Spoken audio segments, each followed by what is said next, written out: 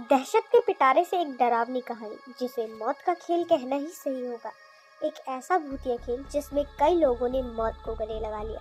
एक शहर के कोने में एक भूतिया घर था। उसकी दहशत की खबर से सभी शहरवासी परिचित थे। उस घर के आसपास कई एकड़ जमीनों तक कोई घर बना हुआ नहीं था। दरअसल उस घर के आसपास कोई रहना ही नहीं चाहता था। एक बार एक टेलीविजन सीरियल डायरेक्टर उसी भूतिया घर में एक लाइव रिकॉर्डिंग सीरियल शूट करने का मन बनाता है, जिसका नाम वो मौत का खेल रखता है। इस खेल में चुने गए कंटेस्टेंट्स को भूतिया घर के अंदर पूरी रात गुजारनी होगी और इस दौरान हर कमरे में कैमरे लगे होंगे जो इनके डर भरे पलों को रिकॉर्ड करेंगे। और आखिर में जो कंटेस्टेंट बिना डरे पूरी रात गुजार लेगा उसे 1 करोड़ रुपए का इनाम दिया जाएगा। सीरियल डायरेक्टर मौत का खेल की घोषणा पूरे शहर में कर देता है, लेकिन उन्हें प्रशासन का एक नोटिस आता है कि आपको उस घर में शूटिंग की इजाज़त नहीं मिलेगी। वो घर खतरे के दायरे में आता है, लेकिन सीरियल डायरेक्टर एक बहुत नामी हस्ती था, इसीलिए वो निजी तौर पर कंटेस्टेंट्स की ज़िंदगी की सुरक्षा की गारंटी ले लेता है और कुछ शर्तों को लागू करने के बाद प्रशासन से उस भूतिया घर में सीरियल रिकॉर्ड करने की मंजूरी ले लेता है, जिसके लिए उसे 2 गुने पैसे भी खर्च करने पड़ते हैं। प्रशासन की परमिशन मिलते ही पूरे शहर में मौत के खेल के पोस्टर चिपका दिए जाते हैं।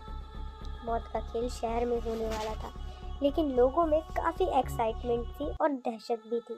पूरे शहर को यकीन था कि इस प्रोग्राम में हिस्सा लेने वाले लोग जिंदा नहीं बचेंगे, लेकिन ये दुनिया तरह तरह के इंसानों से भरी हुई है। उसी प्रोग्राम में इनाम के लालच में कुछ लोग हिस्सा लेने पहुंचते हैं। सभी कंटेस्टेंट्स को उनके नंबर दिए जाते हैं और साथ ही उनके हाथ में एक इलेक्ट्रिक ब्रेसलेट भी बांध दिया जाता है। अगर उन्हें डर लगे तो वो उसमें लगे बटन को दबाकर इस प्रोग्राम से बाहर आ सकते हैं।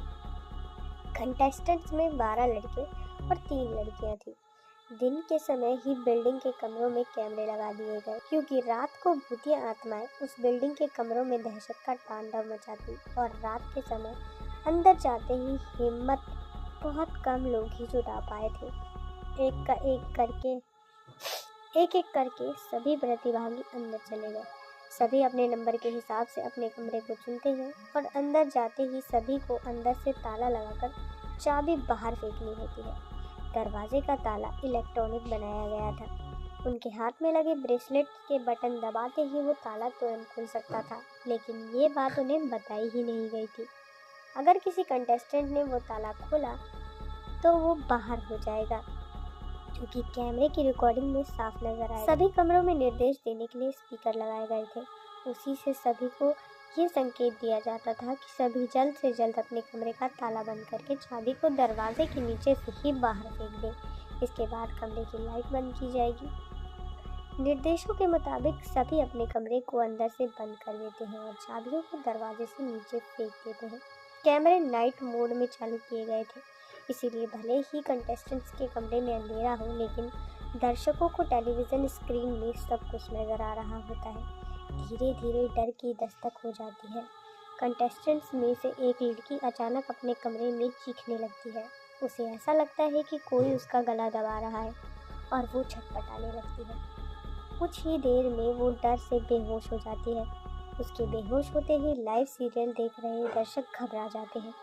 अचानक एक एक करके सभी कंटेस्टेंट्स पर भूतिया हमले होने लगते हैं, लेकिन ताज्जुब की बात यह होती थी कि सभी कंटेस्टेंट अपने आप को खुद ही नुकसान पहुंचा रहे थे। कैमरे की रिकॉर्डिंग में साफ नजर आ रहा था, कोई अपने चेहरे को खरोंच रहा था तो कोई अपना गला दबा रहा था और कई तो अपना सर दीवार से मारकर घायल हो रहे थे। दर्शकों का डर बढ़ते देख बिल्डिंग के नज़दीक सरकारी अधिकारी पहुंच जाते हैं, क्योंकि प्रोग्राम को प्रशासन की शर्तों के अनुरूप ही रिकॉर्ड करने की परमिशन दी गई थी, जिसमें से एक शर्त ये भी थी कि अगर किसी कंटेस्टेंट को शूटिंग के दौरान मेडिकल की ज़रूरत पड़ेगी तो तुरंत डॉक्टर उपलब्ध कराए जाएंगे। और जब भी किसी कंटेस्टेंट को लाइव रिकॉर्डिंग में चोट लगने लगती तो सभी प्रोग्राम रोकने की आवाज़ उठाने लगते थे। रातों रात प्रशासन पर दबाव बढ़ गया। दर्शकों में दहशत फैलते हुए प्रोग्राम का प्रसारण रोकने का आदेश दिया गया। तुरंत प्रोग्राम का टेलीकास्ट रुक जाता है और अब जद्दोजहद होने लगती है सभी कंटेस्टेंट्स को बचाने की। फायर ब्रिगेड की गाड़ियां बिल्डिंग के बाहर पहुंचती हैं, लेकिन रात के समय उस भूतिया बिल्डिंग के अंदर जाने की हिम्मत फायर फाइटर्स की भी नहीं होती। सभी बाहर से खड़े होकर कंटेस्टेंट्स की मौत का तमाशा देख रहे थे, क्योंकि सभी उस बिल्डिंग के खूनी इतिहास से अच्छी तरह से वाकिफ थे। कमरे में लगे हुए स्पीकर की मदद से सीरियल का डायरेक्टर कंटेस्टेंट्स को ब्रेसलेट का बटन दबाकर बाहर आने का निर्देश देता है, लेकिन किसी भी कंटेस्टेंट को स्पीकर से कोई आवाज़ सुनाई नहीं देती। न ही प्रतिभागी इतने कंट्रोल में होते हैं कि वो ब्रेसलेट का बटन दबा सकें। देखते ही देखते सभी लाइव रिकॉर्डिंग में आत्महत्या कर लेते हैं, लेकिन सब जानते थे कि ये भूतों के द्वारा किया गया नरसंहार है।